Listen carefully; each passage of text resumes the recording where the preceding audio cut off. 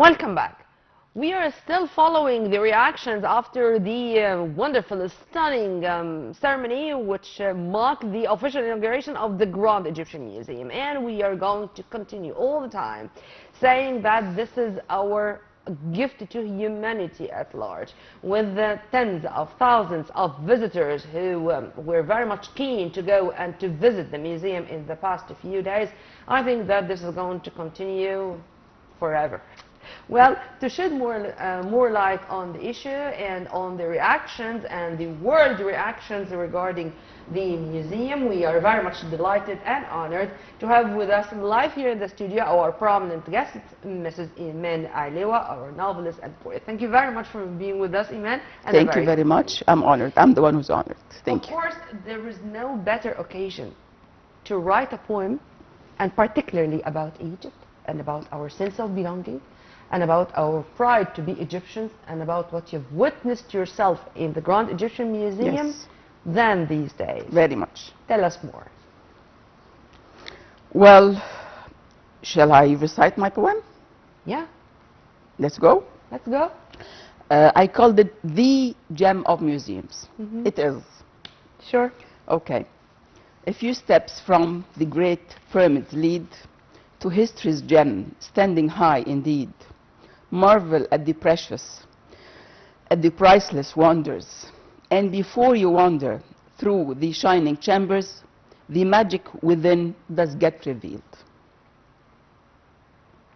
The magnificent gem, pride of civilizations, cradle of time, marvel of creations, thousands of stories from ancient glories, timeless inspirations for all generations.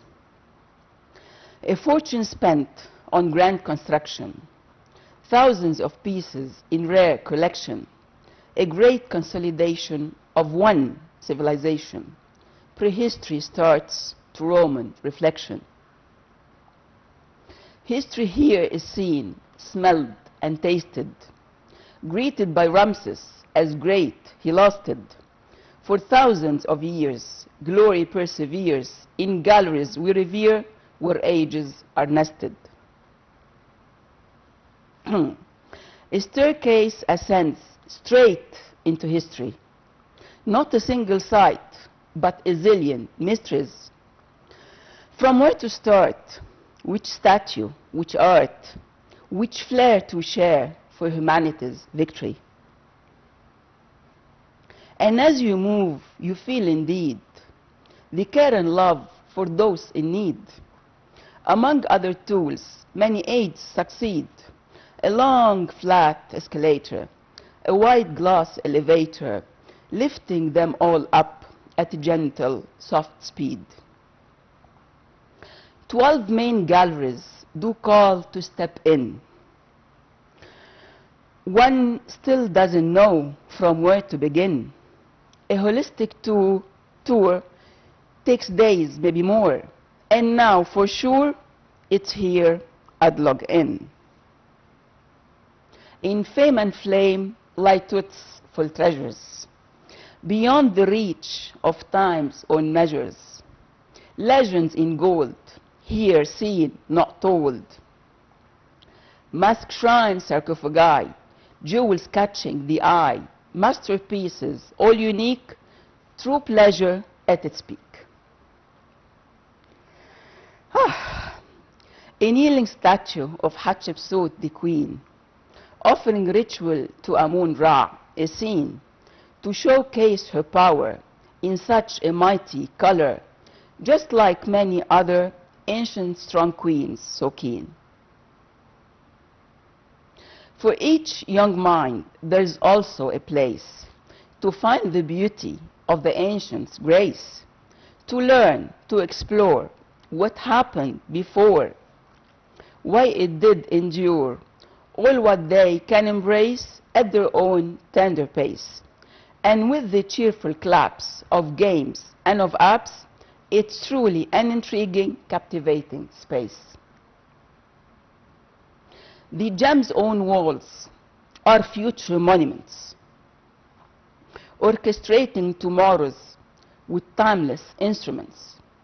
It is so clear to see, to hear. For our ancient treasures, they stand as supplements. They are. They do. Observe the details of every artifact. The ancients prevail in their own craft. True art, real passion, dedication, precision, a continuous mission to be perfect and exact. Even the simplest item, a mere jar of perfume, words cannot capture, nor can a pen or plume. How delicate, how fine, how intricate in design. My letters in this line, out of deep respect, almost seem to shine, to speak and interact. Here also do exist, at their very finest, high-tech means the latest, to all they assist. Virtual realities, augmented ones, and realities when they're mixed.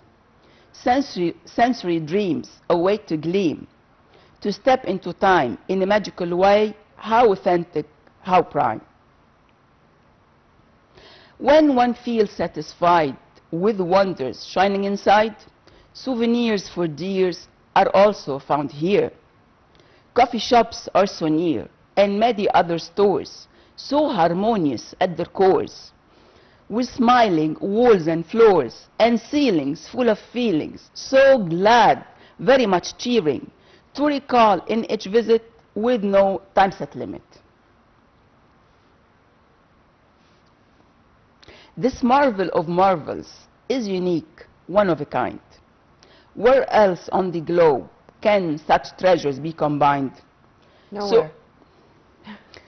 Yes, soaring high, a true symbol, real inspiring example, and with all due respect to museums worldwide, which one seem typical or match the gem's high tide. Egypt's gift to humanity, visiting it a necessity, serves in countless utilities, complexity in simple simplicity. And if the gem's own walls are full of grandeur, of greatness, how wide, can you then imagine the glamour and pride of the wonders held inside? Can you? You have to visit. Thousands of stories of ancient glories. Yes. I think this should be the slogan with which we can at least describe in just 4 words what is waiting for us there. Eman, I want to know, when you visited the museum, I think each place inspired you with a verse, true? Or it came to your mind after visiting it? And Well, how many times have you visited it? I visited it last Wednesday, actually. And the story behind this poem, I wrote it before visiting. I wrote a part of it before visiting the museum in person. Okay. I watched some promotional videos on YouTube. They inspired me very much to write something. It was way shorter than this one. Then I felt that I was almost sure, if not totally sure, that when I step inside, I will get more words to write. I'll feel more, you know, the hands-on experience, as they call them, will make a big difference. And yes, indeed, this is something, I don't know, it's 17 or 18 stanzas or verses. It was way shorter before. And the more I write, the more I feel like writing more. You know, sort of infinite loop. I stopped today morning, you know. And what did I visit? I visited the grand escalator, okay, the grand staircase, I mean. Since the very beginning, I shoot it very high to get into Tutankhamun's gallery, and some bits and pieces from here and there. I did not, of course, finish the whole museum, not even a single floor. Yeah. It needs days and Days days and and weeks days, and yeah. weeks. Eman, you're all the time with people and witnessing their reactions. I mean, you are a woman of details, and because of this, you are such a novelist and a poet. How do you see the reactions and the reflection of the Grand Egyptian Museum inauguration, particularly on the younger generations? Maybe, if you allow me, I'd like to say that I kept looking at people's faces, okay, the reactions. It's a wow everywhere. It's a wow everywhere. And you find people almost virtually from all over the world, from everywhere. Yes. Egyptians, non-Egyptians, Arabs, Western people. Different ages are there. I saw children, I saw teens, maybe Gen Zs. Up till now, my daughter, and she's a Gen Z young lady, she hasn't visited it yet, but I'm sure when she will visit it, new connections will be built. Okay, this is our legacy, this is our heritage. I mean, if our ancestors, our great ancestors, could one day reach that highness, reach that greatness, so why can't we? We can continue, the graph can still go on, okay? And how do you see the importance of the gym as a kind of a bridge among different cultures and civilizations? Humanity is the key word, Ya Nermeen. We're all humans, okay? And it touches us deep inside. If I respect my heritage, if I understand how grand and great it was, I believe, I think it will make me feel better and welcome much more the heritage of the whole humanity from here and there, you know. And even with all respect, yani, in certain places, or for the certain places in the world who don't have the very same heritage as the Egyptians, as the ancient Egyptian ones, it's still human. I mean, they represent humanity, okay? Not, let's not say nationality, specific no, nationality is race, it's humanity, languages. it's human's victory, humanity's victory, as I mentioned in my poem. Yeah. I mean, we're all on the same Simply, planet. you summarized it all in one word. It's humanity. Yes.